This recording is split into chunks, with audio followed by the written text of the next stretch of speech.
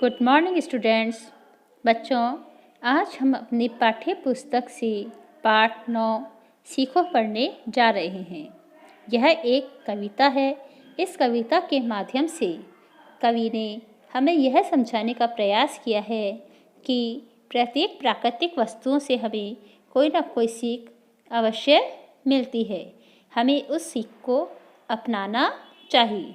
चलिए हम कविता पढ़ना शुरू करते हैं। फूलों से नित हंसना सीखो, भौरों से नित गाना, फल से लदी डालियों से नित सीखो शीश झुकाना। नित का अर्थ होता है रोजाना और प्रतिदिन, और शीश का अर्थ होता है सिर। चलिए हम देखें। कवि कह रहे हैं कि फूल जो है हमें प्रतिदिन हंसने के लिए प्रेरित करते हैं और भौरों से हमें प्रतिदिन प्रसन्न रहने की सीख मिलती है। फल से लदी डालियों से नित सीखो शीश झुकाना। और फल से लदी डालियां हमें सीख देती हैं कि हमें सदैव विनम्र होना चाहिए। सीख हवा के झोंकों से लो, कोमल कोमल बहना, धूप तथा पानी से सीखो मेल जोल से रहना। हवा के झोंके जो हैं वह हमें यही सीख प्रदान करते हैं कि हमें सदैव मृदुभाषी होना चाहिए। सबसे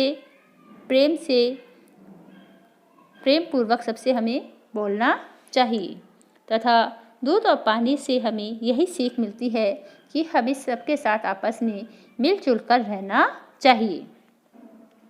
सूरज की किरणों से सीखो जगना और जगाना, लता और पेड़ों से सीखो सबको गले लगाना। कवि कहते हैं कि सूरज की किरणें हमें सीख देती हैं कि हमें प्रतिदिन सुबह जल्दी उठना चाहिए तथा औरों को भी जल्दी उठने के लिए हमें प्रेरित करना चाहिए। लता और पेड़ों की जो शाखाएं हैं वह हमें यही सीख प्रदान करती है कि हमें सबके साथ आपस में मिलजुल कर रहना चाहिए, सबके साथ भाईचारे का व्यवहार करना चाहिए, सबको आपस में प्रेम से गले लगाना चाहिए। दीपक के जलने से सीखो अंधकार को हराना, पृथ्वी से सीखो सबकी नित सच्ची सेवा करना।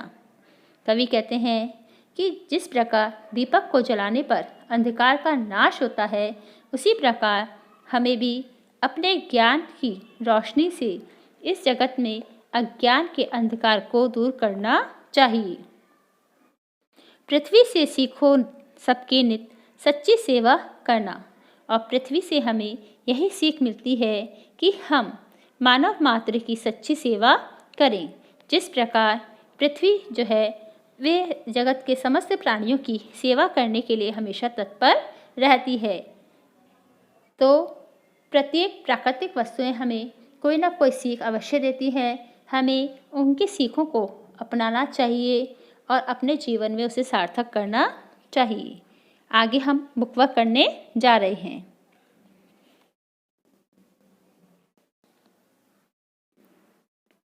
बच्चों, हम पेज नंबर 43 से बुकवर्क का प्रश्न 2 करने जा रहे हैं। आप भी पेंसिल लेकर बैठिए और मेरे साथ साथ ये कविता की पंक्तियों को पूरा कीजिए। सबसे पहला है सूरज की किरणों से, किरणों के आगे डैश है, इस डैश में आप लिखेंगे से सीखो जगना और जगाना।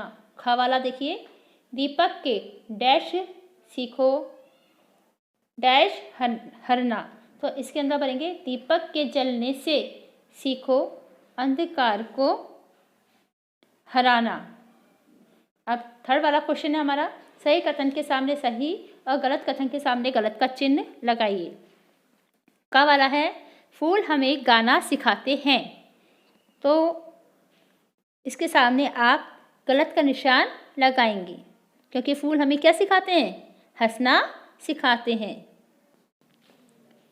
नेक्स्ट हमारा है ख वाला, देखिए हवा के झोंके हमें कोमल कोमल बहना सिखाते हैं, इसके सामने आप सही का निशान लगाएंगे।